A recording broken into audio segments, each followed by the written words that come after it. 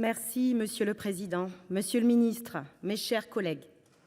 Tout d'abord, je remercie le groupe Rassemblement des démocrates, progressistes et indépendants pour l'inscription de ce débat permettant d'interroger le Gouvernement sur la manière dont il compte appliquer, je cite, « au plus vite » les mesures du Comité interministériel des outre-mer, CIOM de juillet 2023, qui a défini plus de 72 mesures qu'il nous faut interroger ici au Sénat. Je tiens également, Monsieur le ministre, à vous remercier.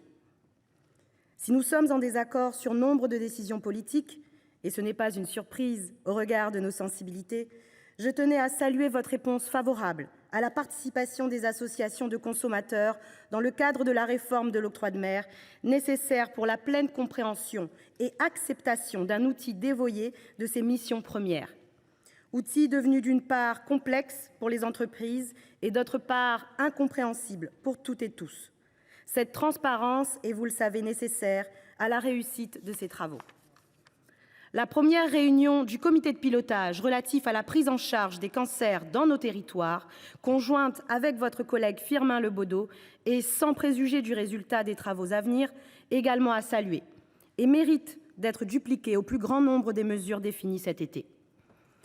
Monsieur le ministre, après ces propos liminaires, la mesure 49 du CIOM, qui vise à généraliser le réflexe outre-mer dans la fabrication de la norme, sera le fil rouge de mon intervention. Il faut comprendre ce réflexe outre-mer par la juste considération de nos territoires et de nos populations, tant par leur singularité, et je parle de l'éloignement, de l'insularité, du surcoût de la vie et de l'économie insuffisamment concurrentielle, la liste serait longue, que par leur diversité dans chacun des 5 DROM, des 5 COM, sans oublier bien sûr la Nouvelle-Calédonie. Un tel réflexe, telle une promesse maintes fois évoquée depuis 2017 et dont on attend toujours finalement la concrétisation réelle.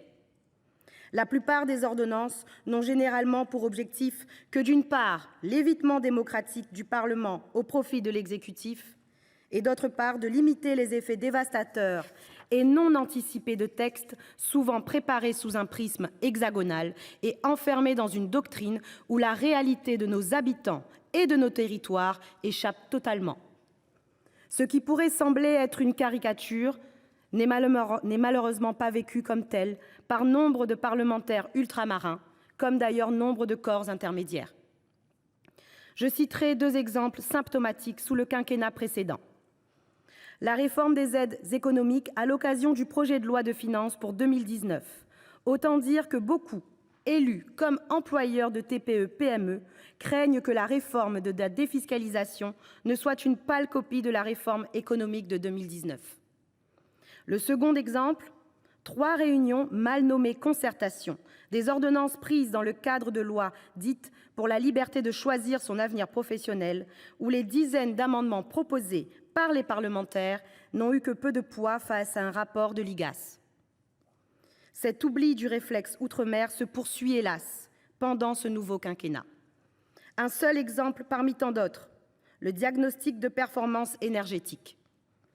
Alors que le CIOM a acté le report en 2028 de l'entrée en vigueur des DPE sur nos territoires, afin qu'ils soient logiquement adaptés à nos différents climats, l'article 50 du projet de loi de finances, relatif notamment à MaPrimeRénov', exclut en l'état de sa rédaction nos territoires, sans anticiper la mise en place des DPE antillais ou des alternatives sur les autres territoires. Monsieur le ministre, alors que nos propositions ont pour le moment recueilli un avis défavorable du Gouvernement dans le cadre de la loi Mission Écologie, nous vous saurions gré de modifier cet article avant l'adoption finale ou considéré comme tel du projet de loi afin que nos territoires puissent également y émarger dans les prochains mois. C'est un levier important pour compenser la baisse productive ou plutôt constructive de la LBU. Car, monsieur le ministre, si la hausse de la LBU est bienvenue, elle ne permettra malheureusement pas d'augmenter le nombre de constructions de logements sociaux dont certains territoires ont tant besoin, comme La Réunion, où nous avons plus de 40 000 dossiers en attente. Et nous ne sommes pas le territoire où la dynamique démographique est la plus importante. Le réflexe outre-mer, c'est aussi ne pas annoncer des mesures ou dispositifs comme spécifiques aux outre-mer, la simple déclinaison de plans nationaux. Je m'explique. Évoquons les contrats de convergence et de transformation 2024-2027, en phase de finalisation pour un montant de 2,3 milliards d'euros engagés par l'État.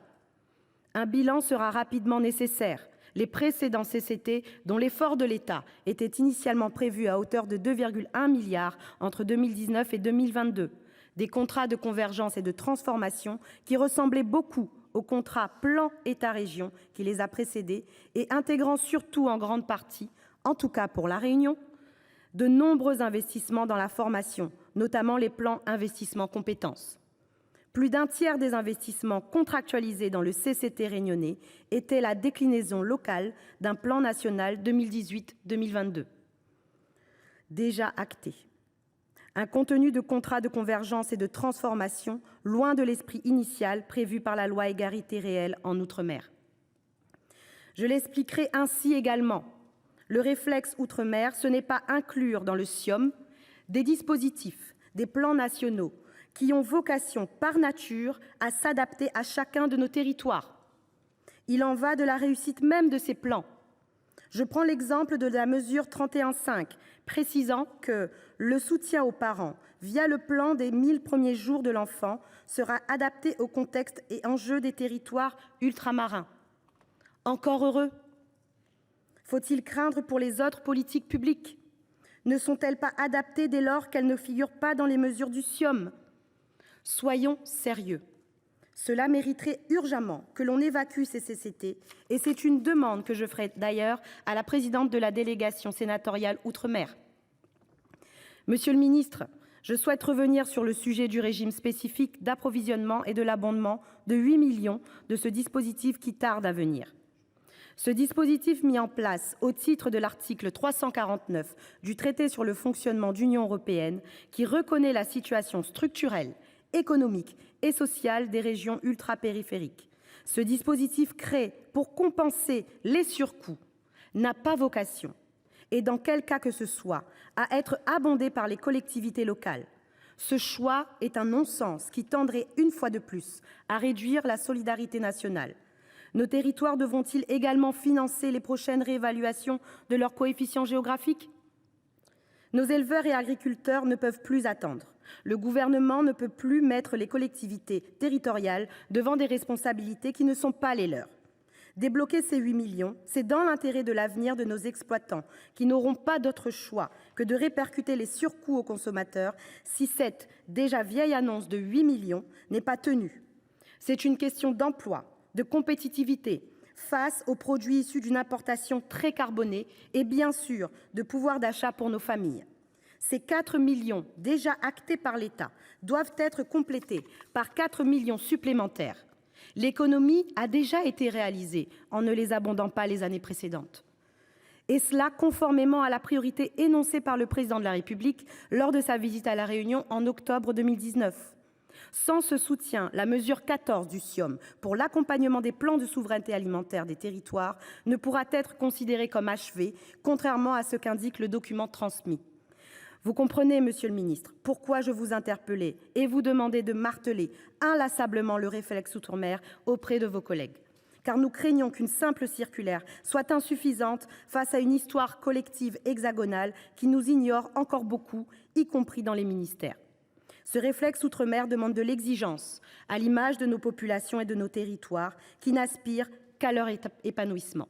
Je vous remercie.